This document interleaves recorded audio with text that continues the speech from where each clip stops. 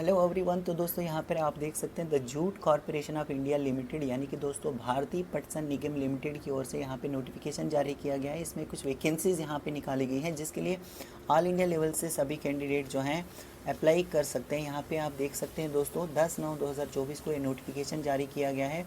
Notification का number आप यहाँ पे देख सकते हैं। नीचे यहाँ पे लिखा गया है दोस्तों कि जूट कॉरपोरेशन ऑफ इंडिया यानी JCI जो है ये सेटअप हुआ था 1971 में under companies act 1956 as an official agency by the government of India with the aim to provide minimum support price to the jute cultivators and work as a helping hand in the raw jute sector and does commercial trading in raw jute and light products। नीचे यहाँ पे बताया गया है कि जो jute corporation limited है दोस्तों, यहाँ पर इनकी जो प्रेजेंस है वो यहाँ पे 6 स्टेट्स के अंदर है, यानी वेस्ट बंगाल, बिहार, असम, त्रिपुरा, उड़ीसा और आंध्र प्रदेश में इनकी प्रेजेंस है। और इनकी ओर से यहाँ पे जो है वैकेंसी रिलीज़ की गई है दोस्तों। कुछ पोस्टें यहाँ पे निकल कर आई हैं, तो जो भी यहाँ पे एलिजिबल और इंटरेस्टेड कैंडिडेट्स हैं वो अप्लाई कर सकते हैं ऑनलाइन मोड से। वेबसाइट बताई गई है www.jute.corp.in। तो ये यहाँ पे देखिए वेबसाइट बताई गई, इसी पर आपको जाना होगा अगर आप अप्लाई करना चाहते हैं या फिर इस नोटिफिकेशन को डाउनलोड वगैरह करना चाहते हैं तो इसी वेबसाइट पर आपको विजिट करना होगा। अब नीचे यहाँ पे देखिए कौन कौन सी पोस्ट है। तो सबसे पहले यहाँ पे अकाउंटेंट की पोस्ट है, फिर यहाँ पे जूनियर असिस्टेंट की पोस्ट है, फिर यहाँ पे जूनियर इंस्पेक्टर की इनकी ओर से पोस्ट निकाली गई है। अगर आप यहाँ पर अकाउंटेंट की बात करें, अकाउंटेंट की पोस्ट के लिए, तो यहाँ पर जो आपकी एज वगैरह है, अगर आप अनरिजर्व से आते हैं तो आपकी जो एज है ना वो 1/9/2024 को यहाँ पर देखी जाएगी और ये 30 साल होनी चाहिए।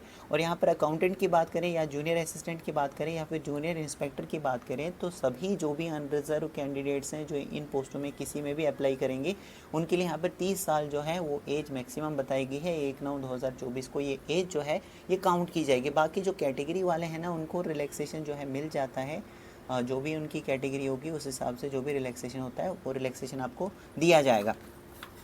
अब यहाँ पे देखिए अकाउंटेंट की पोस्ट के लिए जो आपकी क्वालिफिकेशन है ये आपने MCOM किया होना चाहिए with advance accountancy and auditing as a special subject, और 5 साल का एक्सपीरियंस भी यहाँ पे रिक्वायर्ड है इन मेंटेनिंग कमर्शियल अकाउंट्स। तो यहाँ पे 5 साल का आपके पास एक्सपीरियंस जो रिक्वायर्ड रहेगा, या फिर और में बताया है आपने BCom अगर किया है तो 7 साल का आपके पास एक्सपीरियंस होना चाहिए मेंटेनिंग कमर्शियल अकाउंट्स का। 23 पोस्ट है यहाँ पे, 23 पोस्टें टोटल निकाली गई हैं जो कैटेगरी वाइज यहाँ पे रखी गई हैं।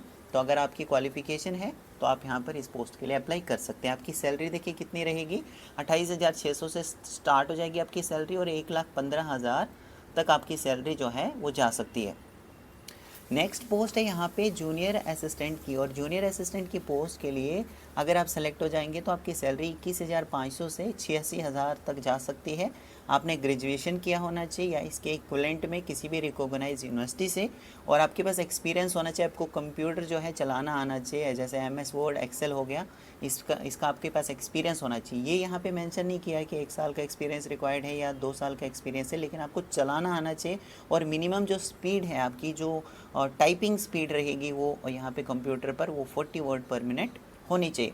टोटल वैकेंसी की बात करें तो 25 वैकेंसी यहाँ पे है जूनियर असिस्टेंट की, जो कैटेगरी वाइज है। तो आप देख लेना आपकी जो भी कैटेगरी है इसमें कितनी क्या जो पोस्ट है वो रखी गई है। फिर नेक्स्ट है यहाँ पे जूनियर इंस्पेक्टर की पोस्ट, और जूनियर इंस्पेक्टर की पोस्ट के लिए भी यहाँ पे सेम है दोस्तों। अगर आप सेलेक्ट हो जाएंगे 21,500 से आपकी सैलरी शुरू हो जाएगी, 86,500 तक आपकी सैलरी जा सकती है। इसके लिए यहाँ पे 12th पास रिक्वायर्ड रहेगा या फिर इसके इक्विवेलेंट में, साथ में 3 साल का आपके पास एक्सपीरियंस होना चाहिए purchase, sale of raw jute, its grading और assorting, baling, storage and transportation का आपके पास 3 साल का एक्सपीरियंस होना चाहिए। टोटल नंबर ऑफ पोस्ट की बात करें अगर, तो जूनियर इंस्पेक्टर की पोस्ट के लिए आपके पास 42 यहाँ पे पोस्ट निकाली गई है जो कैटेगरी वाइज यहाँ पे रखी गई हैं। फिर बाकी यहाँ पे आप कैटेगरी वाइज देख लेना कि भाई कितना क्या आपको रिलैक्सेशन मिला है, और सभी कैटेगरी वालों के लिए जो एज है वो 1/9/2024 को देखी जाएगी। तो यहाँ पे जो जनरल से आते हैं, AWS या OBC नॉन क्रीमी लेयर से आते हैं, उनके लिए यहाँ पे 30 साल बताई गई है, ज़्यादा से ज़्यादा एज 30 साल तक रखी गई है। जो OBC नॉन क्रीमी लेयर में आते हैं उनके लिए 33 ईयर्स बताई गई है। SC ST में जो आते हैं उनके लिए 35 ईयर्स, PWD से जो आते हैं उनके लिए 40 ईयर्स, और इस तरह से PWD SC ST, PWD OBC NCL 43 years. थोड़ा सा नीचे स्क्रॉल करते हैं, नीचे स्क्रॉल होने के बाद कुछ और यहाँ पे देख लेते हैं कुछ इंपॉर्टेंट।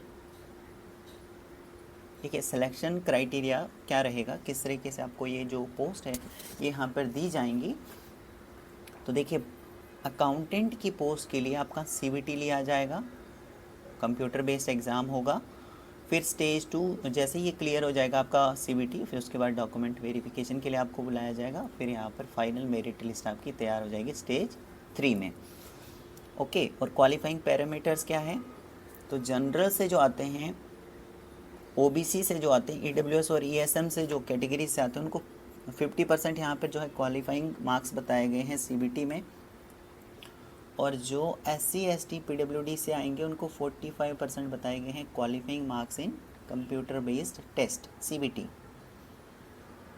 नेक्स्ट है यहाँ पे जूनियर असिस्टेंट की पोस्ट, तो इसके लिए भी यहाँ पे एक CBT रहेगा प्लस टाइपिंग टेस्ट। ये स्टेज फर्स्ट में होने वाला है, CBT प्लस यानी CBT एंड टाइपिंग टेस्ट, ये आपका स्टेज फर्स्ट में रहेगा। नेक्स्ट यहाँ पे स्टेज 2 में डॉक्यूमेंट वेरिफिकेशन आपकी होगी। उसके बाद स्टेज 3 में फिर फाइनल मेरिट लिस्ट यहाँ पे तैयार होगी। इसमें भी यहाँ पर जो जनरल OBC EWS और ESM से जो आएंगे उनको 50% यहाँ पे क्वालिफाइंग मार्क्स बताए गए हैं, और जो SC ST PWD से आएंगे उनको 45% मार्क्स यहाँ पे CBT में क्वालिफाइंग बताए हैं। और जो टाइपिंग टेस्ट है यहाँ पे आप देख लीजिए 40 वर्ड पर मिनट आपको यहाँ पे बताया गया है। इंग्लिश में आपको जो है टाइपिंग टेस्ट देना पड़ेगा 40 वर्ड पर मिनट के हिसाब से। और अगर आप PWD कैंडिडेट हैं तो 35 वर्ड पर मिनट आपके लिए यहाँ पे रखे गए हैं। नेक्स्ट यहाँ पर जो पोस्ट रहेगी वो रहेगी जूनियर इंस्पेक्टर की। इसके लिए भी यहाँ पे CBT रहेगा फर्स्ट स्टेज में। नेक्स्ट यहाँ पे डॉक्यूमेंट वेरिफिकेशन स्टेज सेकंड में रहेगा। और फिर यहाँ पे ट्रेड टेस्ट आपका रहेगा, तो इसके लिए यहाँ पे जो है स्टेज थर्ड यहाँ पे जो है वो ट्रेड टेस्ट आपका होने वाला है। तो उसके बाद फिर आपका फाइनल जो फोर्थ स्टेज है वो यहाँ पे फाइनल मेरिट लिस्ट है। इसमें भी यहाँ पर क्वालिफाइंग पैरामीटर्स में देख लीजिए, जनरल OBC EWS के लिए 50% qualifying marks in for CBT, SC ST वालों को 45% marks in CBT computer based test. उसके बाद जो ट्रेड टेस्ट आपका है उसके लिए अलग से बताया है कि ट्रेड टेस्ट जो है इसमें जनरल OBC और EWS के लिए 60% लाना ज़रूरी है, और SC ST वालों के लिए 55% लाना यहाँ पे ज़रूरी है। ये जो है ये यहाँ पे जो जूनियर इंस्पेक्टर की पोस्ट है इसके लिए यहाँ पे ट्रेड टेस्ट है, तो इसके लिए अलग से इन्होंने यहाँ पे बताया है। किस तरह से अप्लाई करोगे, तो देखिए यहाँ पे ऑनलाइन आपको अप्लाई करना होगा, जिसके लिए आपको यहाँ पे साइट पे जाओगे तो साइट पे जाने के बाद आपको लिंक मिल जाएगा अप्लाई करने का, और लिंक पे क्लिक करने के बाद फिर नेक्स्ट जो भी प्रोसेस होगा, जो भी फिल करना होगा वो आप फिल कर पाएंगे। बाकी फ़ीस वगैरह यहाँ पे बताई गई है कि भाई फ़ीस जो है ये नॉन रिफंडेबल है, और जो SC ST PWD कैटेगरी से आते हैं उनको यहाँ पे किसी भी तरह की फ़ीस उनको पे नहीं करनी है। बाकी जो कैंडिडेट्स हैं जो जनरल से आते हैं, एक्स सर्विसमैन या OBC, क्रीमी लेयर है, नॉन क्रीमी लेयर, EWS, उनके लिए यहाँ पे नॉन रिफंडेबल फ़ीस है 250 रुपये। 250 रुपये में आपका फॉर्म जो है फिलअप किया जाएगा। बाकी जो वेन्यू वगैरह रहेगा एग्ज़ामिनेशन का वो आपके जो एडमिट कार्ड होगा उसमें दिया होगा। आपको 3 चॉइसें फिल करनी है जब आप एप्लीकेशन फॉर्म फिल करोगे, उसमें 3 चॉइसेस आपको देने हैं जहाँ पर भी आप एग्ज़ाम देने जा सकते हैं। आपकी जो सिटी होंगी, आपकी जो मेजर सिटी हो वहाँ पर आपको सेंटर मिल जाएंगे। सभी स्टेट यूटी में आपको सेंटर्स मिल जाएंगे, लेकिन फिर भी आपको यहाँ पे क्या करना है, चॉइसेस वगैरह बताया गया है कि आपको 3 चॉइसें डालनी है। 3 चॉइसों में आपका एक सेंटर आपको उसमें से दिया जाएगा। ओके, कंप्यूटर बेस्ड जो एग्ज़ाम होगा ये 120 मिनट्स का रहेगा। इसमें जो टोटल मार्क्स रहेंगे वो 100 मार्क्स के रहेंगे। ये आपको ऑनलाइन ही एग्ज़ाम देना है। और इसके बाद जो PWD कैंडिडेट्स हैं उनको यहाँ पे थोड़ा एक्स्ट्रा टाइम दिया जाता है, time of 40 minutes as per the rules in the force.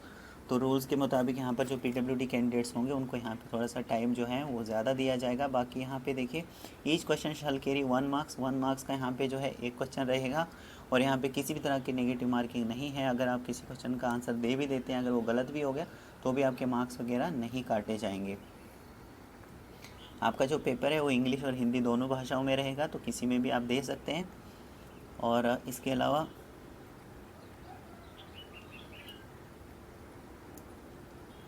देखिए only Indian nationals are eligible to apply, तो यहाँ पे जो भी इंडिया से किसी भी स्टेट या यूटी से आते हैं वो यहाँ पे अप्लाई कर लीजिए। सभी कैंडिडेट्स के लिए वैकेंसी है। बाकी यहाँ पर जो एज और एक्सपीरियंस का जो यहाँ पे कट ऑफ बताया गया है वो 1/9/2024 को आपकी एज भी देखी जाएगी, और साथ ही साथ यहाँ पर आपकी क्वालिफ़िकेशन भी 1/9/2024 को देखी जाएगी। ऑनलाइन एप्लीकेशन 10/9/2024 से स्टार्ट हो चुके हैं। लास्ट डेट जो सबमिट करने की रहेगी ऑनलाइन एप्लीकेशन वो 30/9/2024 रहेगी। और कंप्यूटर बेस्ड टेस्ट जो है ये ऑनलाइन मोड से रहेगा, तो इसके बारे में अलग से अनाउंस यहाँ पे करने वाले हैं। तो फिलहाल यहाँ पर जो है यहाँ पे नहीं बताया गया है, कोई भी टेंटेटिव डेट या फिर मंथ नहीं बताया गया है ऑनलाइन एग्जामिनेशन का। ये अलग से इसके लिए नोटिफाई करेंगे। तो देखिए अच्छी पोस्टें हैं, अगर आपकी क्वालिफ़िकेशन फिट बैठती है तो आप ज़रूर अप्लाई कर लीजिए। ठीक है, so thank you very much.